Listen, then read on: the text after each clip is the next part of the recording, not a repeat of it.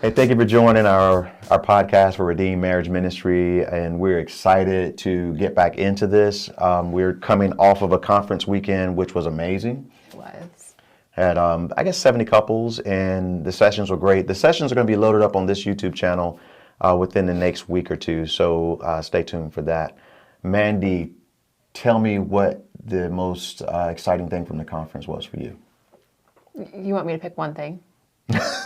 Yeah. What was your most exciting moment? The most exciting thing was doing ministry with my husband. Yeah, that was good. That was amazing. But if it's specific to the conference, I would say that you and I had so much conversation about it leading up to it. We had this vision for a long time. And the topics that we have always wanted to put out there and discuss for couples there's a multitude of topics. Mm-hmm.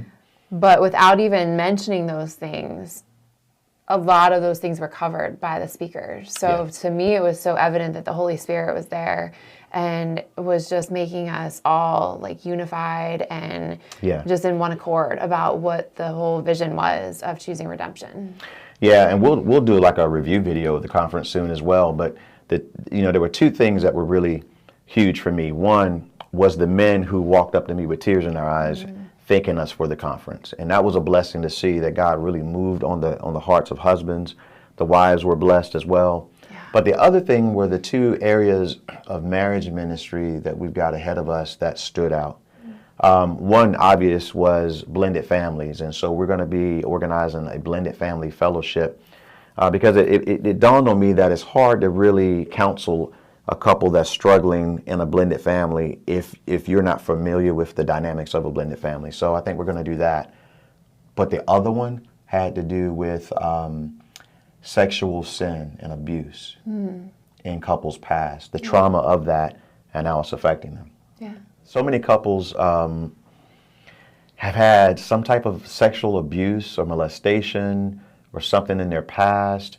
It came out amongst our speakers as well, testimonies, things of that sort. And Pastor Vince Vinson gave his testimony in the biblical masculinity session. And I'm going to have him on the podcast to just interview him about that process. Maybe we'll interview both of them because I'm sure his wife would have some things to share about, how that may have affected their marriage at some point. Absolutely. Christina did an awesome job with really illustrating what biblical femininity looks like as well. So I bet that she would have a really good, a good amount to share about how that impacted even her ability to be the wife that God has called her to be and everything. Absolutely.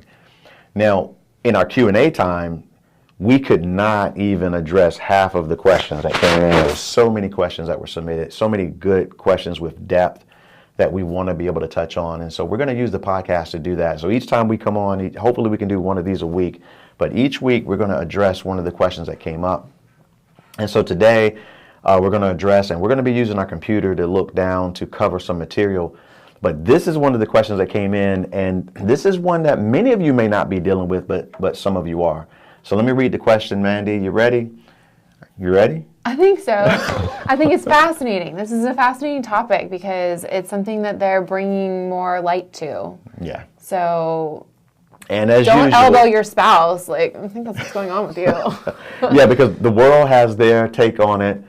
And then biblically, there's probably a perspective that we need to look into as well, because things are not always as the world system says that it is. Yeah. Would you agree? Yeah, I would say so.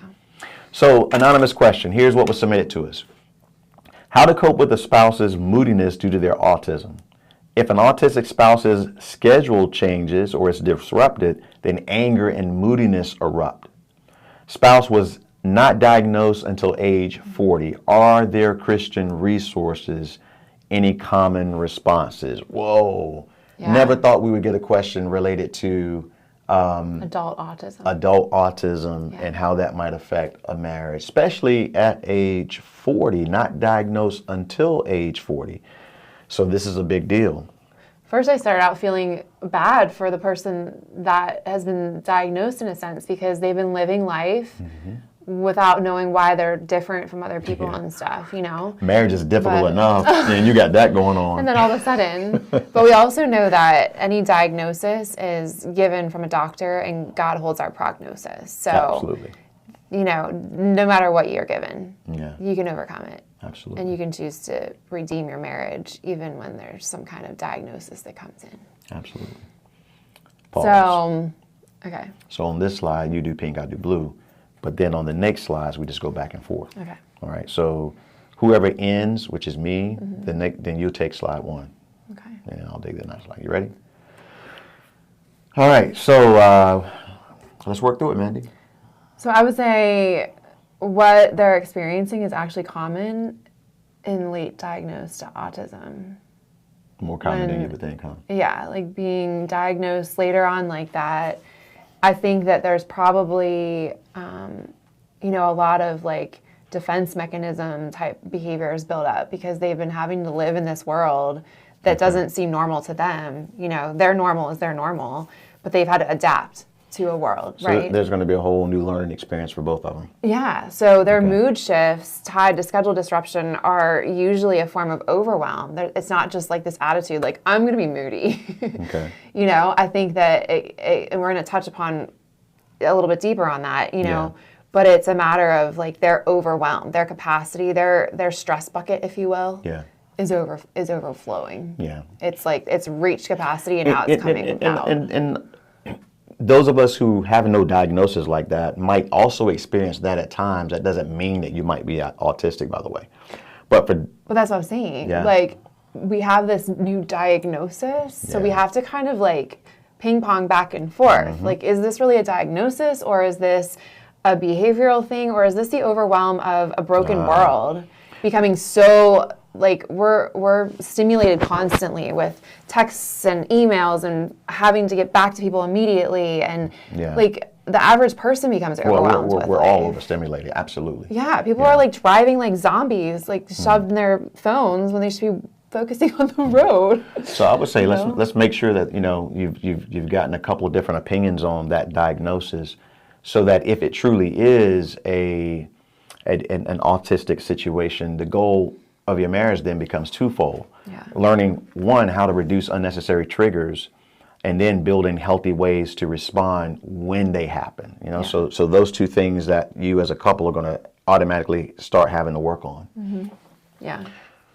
And within that, you're going to have one spouse that's having to grow in grace and understanding. Yeah.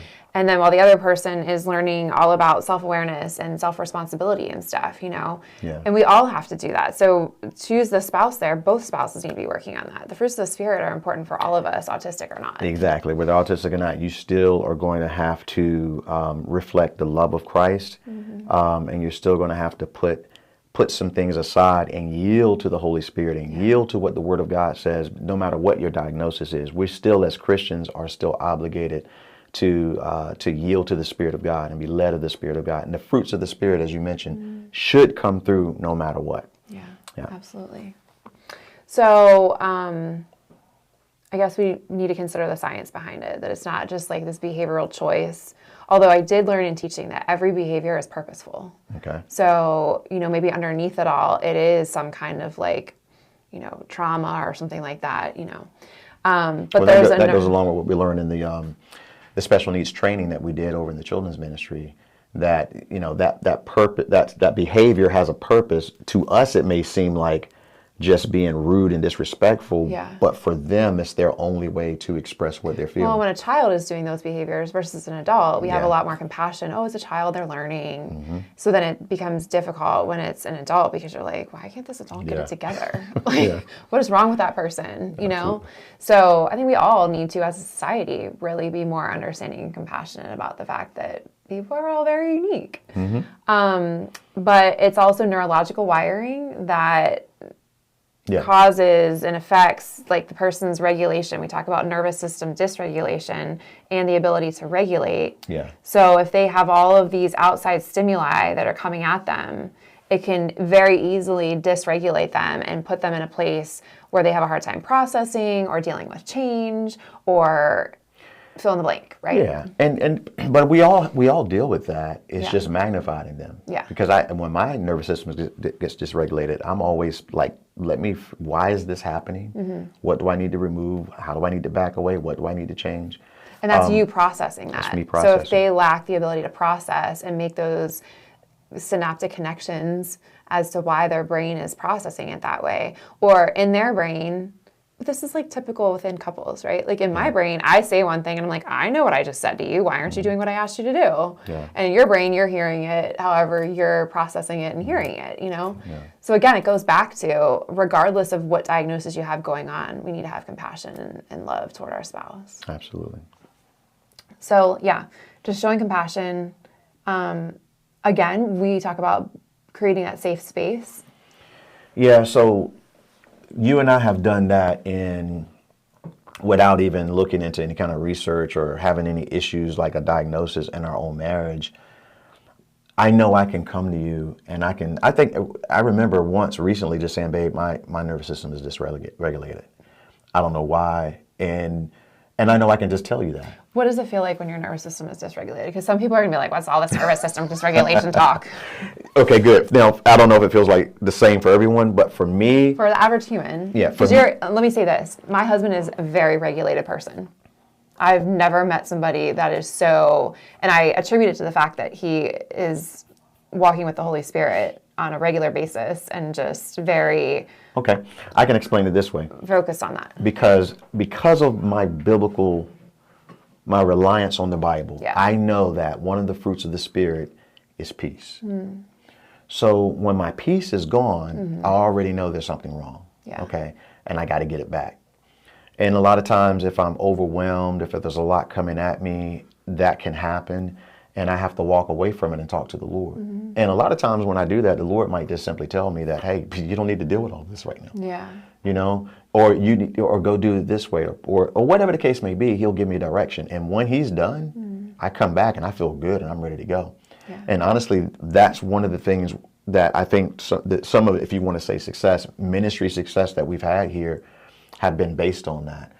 Getting away, getting alone with the Lord and letting the Lord regulate. Just like when you and I are going through something, whether it's physical, health-wise, or anything, when we stop and we just pray together, and not only pray, we touch one another, and we hold one another, the same thing happens for us. Yeah. So me getting away with the Lord is that the Lord and I having our time of, intimacy, so that I can come back and be regulated. Which the world would say, go and meditate, go and ground, go and, and that's true. You can still take what the world says, but take a biblical perspective on it and say, so those same behaviors can easily be implemented into an autistic spouse. Elisha was fearful, and then he ran from Jezebel, and the Lord comforted him. He took a nap. The Lord, fed him, told the angel, tell him to eat, and he ended up in the cave, had quiet time. Meditating on the goodness of the Lord and hearing the Lord's voice. Makes me think of Philippians. Yeah, the peace of God. No, section about where we're thinking of things that are honorable and praiseworthy and all of that in the same section. Yeah, I love that. So really, whether you're autistic or not, the Lord can regulate you. You can't be like, I'm autistic, I can't grow in the Lord. That's an excuse, isn't it? Yeah. Yeah, we can't have that. That's like a blind person saying, well, I can't grow in the Lord because I'm blind. No, we got Braille for you, babe. Exactly. Right? Exactly. So, fill in the blank for the excuse and everything. So it's not about excuses or victimization. I got that speeding ticket because I'm black. Oh my God. I know you. But I got my white wife in the car, so it's all good. By the way, that works. Oh my gosh, stop. Yeah, I take him to the hood with me. Anyways, so, I don't know. Sometimes they think I'm a little black too. I mean, but, you got some, I don't know, you grew up in the suburbs, but you got some hood in you from somewhere. Oh, Lord. Are we done with this slide yet? No. Well, we can get on it. Well, yeah, it is. I mean, we talked about whether autistic or not, diabetic or not, cancer survivor or not. Like, we are being sanctified. I'm trying to cover all the gamuts there. All right. So then here's the next thing we want to talk about. So then you need to maybe reframe what's actually happening in a different way. So when the autistic spouse routine is disrupted, Many autistic individuals experience, we talk about this, a cognitive overload. I don't know how you describe that, but just it's too much happening at once. The bucket, go back to the bucket. You got this stress bucket, like picture a little pail at the beach. Yeah. Like thinking about kids, like sticking all the sand in there and everything, Yeah. and then all of a sudden you put water in there, and then the water just displaces all the sand everywhere. Yeah. And so now we're like, or just water. We could take out the sand and just use water. Yeah. But all of a sudden it's spewing out the sides. You've reached your tolerance, your capacity. Yeah, you're at your limit, so you can't actually focus well anymore. And what that causes is a loss of productivity, which for some people, particularly the autistic spouse, maybe feels like a loss of control. I'm out of control now. I can't control what's going on around me. I can't get anything done. I can't focus. I'm overloaded. They're like a long-tailed cat in a room full of rocking chairs. They're out of sorts and don't know what to do at that moment. That's a good analogy. So then that causes emotional dysregulation. So it's not just an irritation, but or fear or anxiety or anything like that. It is literally a dysregulation. They're out of sorts and it's hard to control that for them because they process differently. It makes me think about though people that have unresolved trauma, like they do the same thing, right? Because their nervous system is dysregulated. Yeah. Any level of dysregulation in your nervous system is going to cause you to not be able to handle as much. Yeah. So we want to I think for everyone, we want to get to a place of peace, like you said. We want to maintain our joy because nobody can steal that. That's from the Lord. Yeah. But with peace, it's I guess it could be frustrating at times because the autistic spouse may need peace and quiet. Like it might need to be quiet, and the littlest thing might set them off, So that's where the growth would be. But we all have those things that kind of drive us crazy. And that's when that's why the reframing comes in, because what looks like moodiness, because that's what they said in the question, what looks like moodiness or what even may come off as anger they've reached their capacity. It's a nervous system going into overload. Yeah. And it's not just a bad attitude. And so whether you're autistic or not, even for the non-autistic people, we've experienced that. That moodiness, that anger, that whatever we may show towards one another, that's a symptom of something deeper that's going on. And one of the things the Bible says to us as husbands is that, and this question didn't tell us whether it was the wife or the husband that's autistic, but the Bible says for the husband that we are to dwell with our wives according to knowledge. And Mandy has applied that too from a wife perspective, knowing kind of me and who I am and how I am. And so I think that comes along with really paying attention to your spouse and kind of having an idea, understanding who they are and how they respond in certain situations. So we can just look at each other and we already know when we're dysregulated. We already know when there's something going on. Well, and then also humanly, okay, if your spouse has been traveling for 3 or 4 days for work and all of a sudden they come home and you've been taking care of the kids and the kids come running at them, but then you come at them with all this stuff. Yeah. There's so many situations where you can avoid contributing to the overwhelm, Absolutely. And maybe establishing some types of some type of thing within your relationship of okay, when I get home, I remember you talking about in your first marriage where you needed 5 minutes when you got home to just and I remember my dad doing this, this is just normal, right? You need 5 minutes to just decompress from what you did all day long to then prepare yourself to step into the home life and be a part of that. On a normal day now, what I do is I know that, you know me, I'm a country boy. I like scenic routes. So when I leave the office and I'm going home and I've had a stressful day, I'm taking the scenic route. I take the scenic route. I'm Do I have to be a country girl? Yeah, I'm looking at the cows. I might be listening to a podcast, playing worship music. I'm doing what I can do to get my nervous system in a place to where no matter what I walk into when I get to the house, I am ready for that. And knowing though, still you're trying to give me that time when I hit the door, but I also realize, because this is a responsibility here, I also know that I need to quickly attune to what's happening and be a leader and go and comfort my wife. The first embrace when I come home. And our rule is at least 20 seconds so we can get the oxytocin revving up. And then we're now we can tackle whatever's going on. But this whole reframing, Yeah, the other thing I want to say is a lot of times with autistic children anyways, because I worked with autistic children for a while, okay. They will have something that they kind of become what the world would say OCD about. Yeah. You know, they kind of have their focal thing. So, you know, chances are that if a person is married and made it into their adulthood, they're in their 40s, they're a pretty high functioning autistic person. Yeah.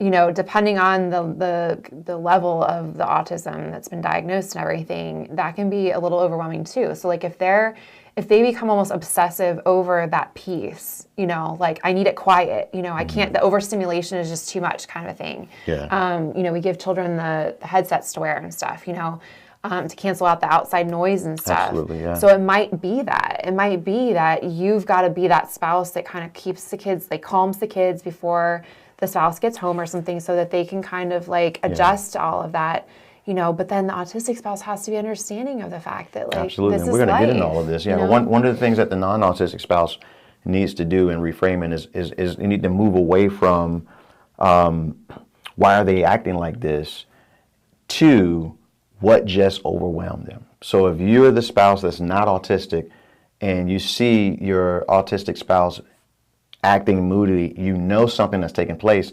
So don't say, why are they acting moody? Say, what just happened to cause this overload, to trigger them? The knowledge. Yeah, and learn and grow in that process. And I think we're going to get into some practical ways that you can work through that in a few minutes. But yeah, let's continue. All right. So one way would be to reduce unnecessary interruptions. Absolutely, yeah. And disruptions. Yeah.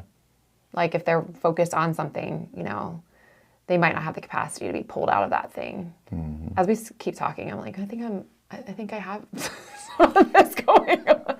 I'm not laughing at. I'm like, whoa. That's why I'm kind of like, is it autism or is it like we're all just dysregulated? We're all messed up. You're just like a funny, crazy. I always tell him, you don't want to be in this head. You entertain me. You don't want to be in this head. It's like all over the place. I like how you like decoding you is what I'm learning, you know, because you'll start a conversation and you'll go here. You'll have two or three branches coming off at the same time. How you get back on track is what's entertaining to me. You chose this. Yeah, and I enjoy it. He's a country boy. He likes to see the grout. Absolutely. Oh. All right. So with the autistic children that I worked with, predictability, like having routines, you know, like they would come in the classroom, they would know what to expect. Okay. But most people like that. Like my students were successful because I was like that. Like, here's the expectation. This is what we need to do. Same with the kids, right? At the house. Like we have our house expectations. I hate the word rules, but expectations, like this is what you do when you walk through the door. You put your shoes over here, you know, like you don't just lay your stuff all over the place. Like there's expectations. So just being able to have predictable rhythms, meet them where they're at with those things. And they've got to be mindful too that they're not putting like this high stress on their spouse of like, well, I don't like it this way, I have to have it that way. You know, like that all, you got to find that common ground there. Absolutely, absolutely. And I think we'll cover that in here somewhere, but I think that that's where the conversation in times when there's not an overwhelmed situation happening. Yeah. There should be those times where as the non-autistic spouse, you sit the autistic spouse down when it's peaceful and do the work of working through some of those things and helping your spouse understand the responsibility that they still have. Which is so interesting that you say that, because when you practice the art of nervous system regulation, you never want to do that in a time of dysregulation. Nope. In order to, because you don't have the capacity to deal with it then. Well, and you're also like, think about it. You're like training. It's like if you were to take soldiers out on a field in the middle of combat and be like, this is what you're supposed to be doing right now, and training them in the middle of that combat. Like, you do mock situations. Yeah, I wasn't in the military. Can we do people football? Are.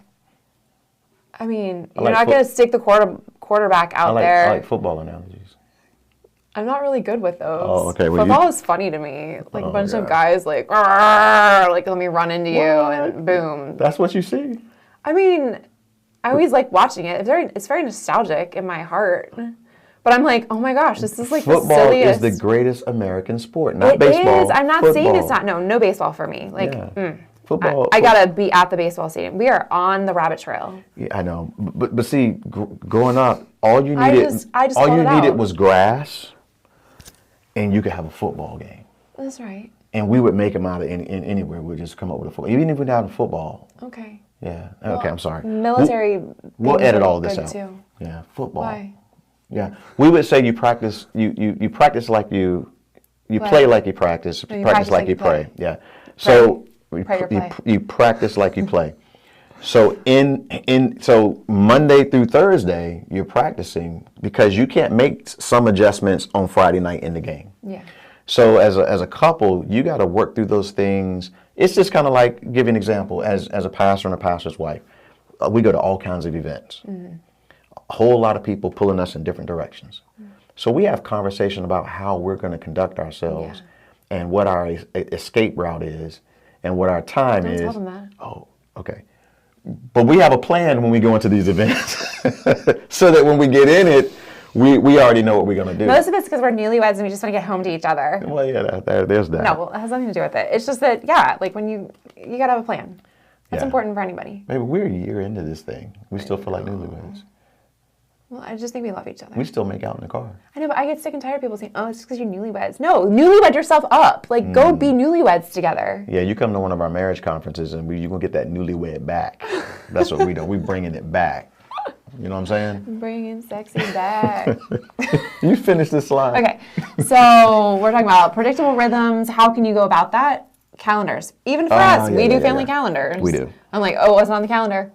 We even say that sometimes to the kids. I did that today. Yeah, I went on the calendar. You had to figure out how to deal with that on your own because we told you. Yeah, anyway, all right. Yeah, and just making notice of the changes that need to happen. You know, all this sounds like just being planners, you know? You like to jump ahead, don't you? We want to encourage you to create a disruption plan together.